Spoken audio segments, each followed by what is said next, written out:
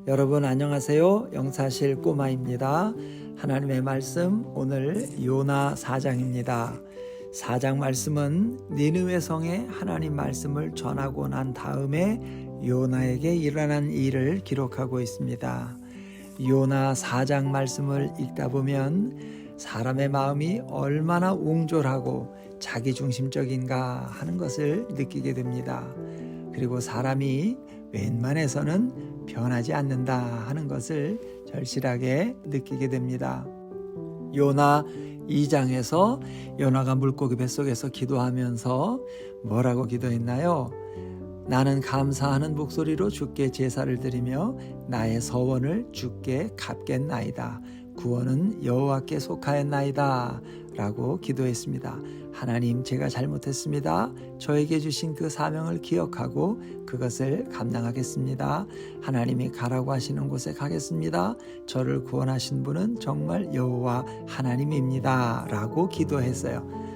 말 안 듣고 도망가다가 죽을 목숨 살려주신 것에 대해서 감사했고 사명을 발견하고 그대로 살겠다고 결단했습니다. 그리고 이 기도 다음에 어떻게 됐나요? 요나가 자기가 기도한 것처럼 사명을 감당하기 위해서 니느웨로 갔습니다. 그리고 40일이 지나면 성이 무너지리라 외치고 다녔습니다. 사실 아주 성의 없게 전도를 한 겁니다. 그런데 그렇게 무성의하게 전한 말씀인데도 하나님의 말씀이 전해진 결과는 전혀 예상 밖이었습니다. 온 니느웨 사람들이 다 울면서 통회, 자복, 회개하는 역사가 일어났습니다. 왕부터 왕복을 벗고 굵은 베옷을 입고 재에 앉아서 회개하고 온 백성이 다 회개하는 역사가 일어난 거예요. 자, 여기까지 봤을 때 어떻습니까? 열심히 전도를 했든 안 했든 니느웨 성에 회개와 변화의 역사가 일어났습니다. 좋은 일이죠. 그런데 오늘 말씀을 보니까 모든 사람이 다 해피한 가운데서 지금 딱 한 사람만 해피하지 않습니다. 바로 니느웨 성에 하나님의 말씀을 전한 요나 자신입니다. 4장 3절에서 요나가 이렇게 말합니다. 여호와여, 원하건대 이제 내 생명을 거두어 가소서. 죽는 것이 사는 것보다 나음이니이다. 하나님, 제가 못 살겠습니다. 살기가 싫습니다. 죽여주세요 라고 하면서 하나님께 불평하고 원망하면서 막 대드는 겁니다. 일을 다 해놓고 정작 자기 자신은 너무너무 못마땅하고 화가 나는데 어느 정도로 화가 나느냐 하면 살고 싶을 생각이 없을 정도로 분노와 짜증이 치밀어 오르는 겁니다. 니느웨가 회개하고 용서받는 것이 싫은 겁니다.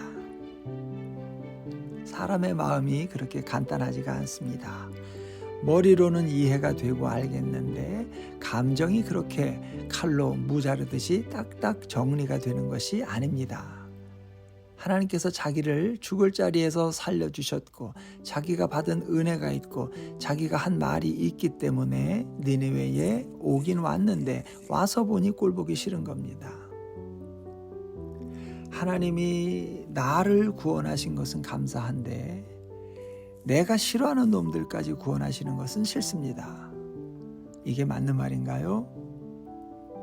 하나님이 온 세상 만물을 만드신 것은 감사한데 하나님께서 만드신 온 세상 만물 중에 작은 한 부분인 니느웨의 구원의 손길에 가는 것은 싫습니다. 라는 말이 맞는 말인가요? 물고기 뱃속에 있을 때 살려주세요, 살려주세요 라고 해서 살려놨더니 이제 와서 차라리 죽는 게 더 낫겠습니다. 죽여주세요 라는 식으로 나오는 것이 맞는 말인가요? 이건 전혀 앞뒤가 안 맞는 자가당착이고 모순입니다.